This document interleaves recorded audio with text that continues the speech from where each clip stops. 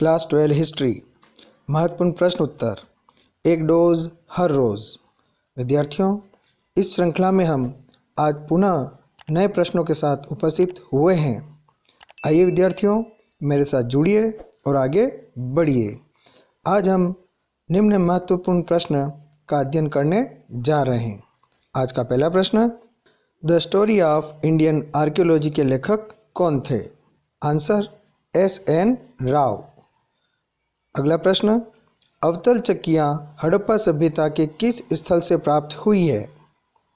Answer Mohenjodaro से प्राप्त हुई है।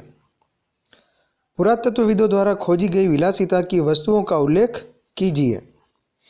फयांस के छोटे पात्र व सोने चांदी तथा बहुमूल्य पत्थरों के बने हुए आभूषण पुरातत्वविदों द्वारा खोजी गई विलासितों की वस्तुओं में शामिल की जाती है।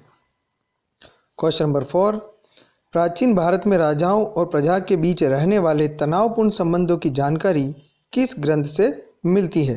तो विद्यार्थियों, गंध तिंतु जातक से हमें यह जानकारी प्राप्त होती है। क्वेश्चन नंबर 5, मगध महाजनपद की प्रारंभिक राजधानी कौन सी थी?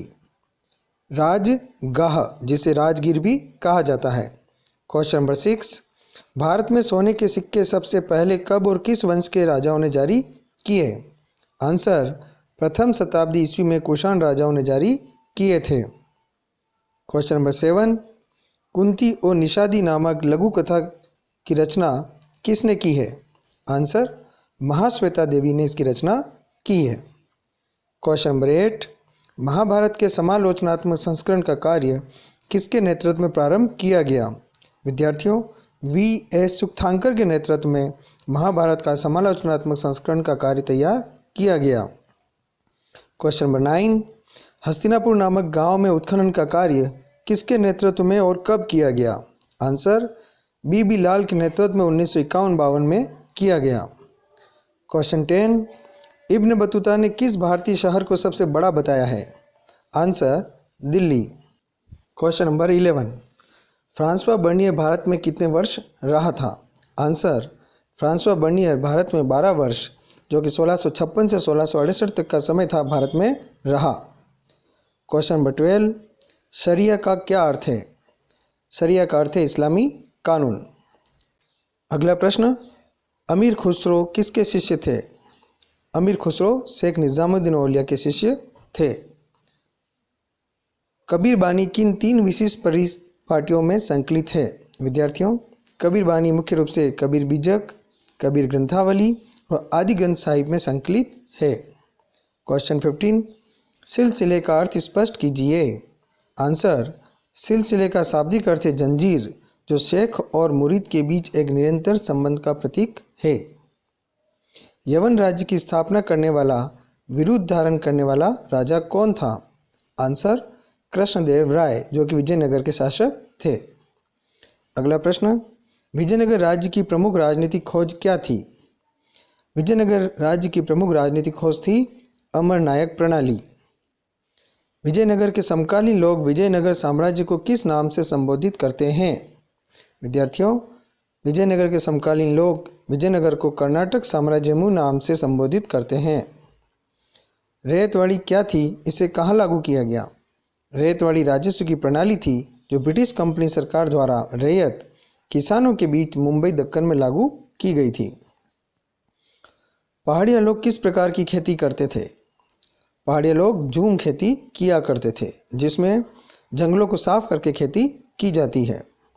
अगला प्रश्न, मैनचेस्टर कॉटन कंपनी कब और कहाँ स्थापित की गई? आंसर 1859 ईस्वी में इंग्लैंड में स्थापित की गई।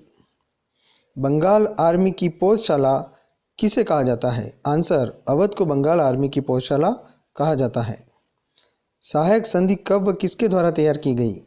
सहायक संधि 1798 में लॉर्ड वेलेस्ली द्वारा तैयार की गई। इन मेमोरियम चित्र का चित्रकार कौन था? Answer Noel pattern. Next question, east India company ने कोलकाता और मुंबई में अपने व्यापारिक केंद्र कब स्थापित किए?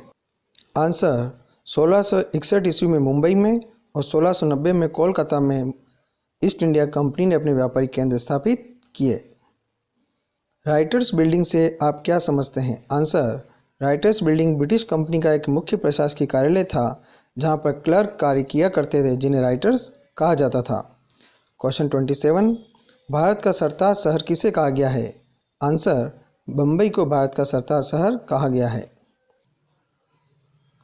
कौन सा कानून काला कानून कहा जाता था? विद्यार्थियों, रॉलेट एक्ट को काला कानून कहा जाता था। इसे गला बांधने वाला कानून भी कहा जाता है। साइमन कमीशन किस वर्ष भारत आया? आंसर, 1928 ईस्वी में।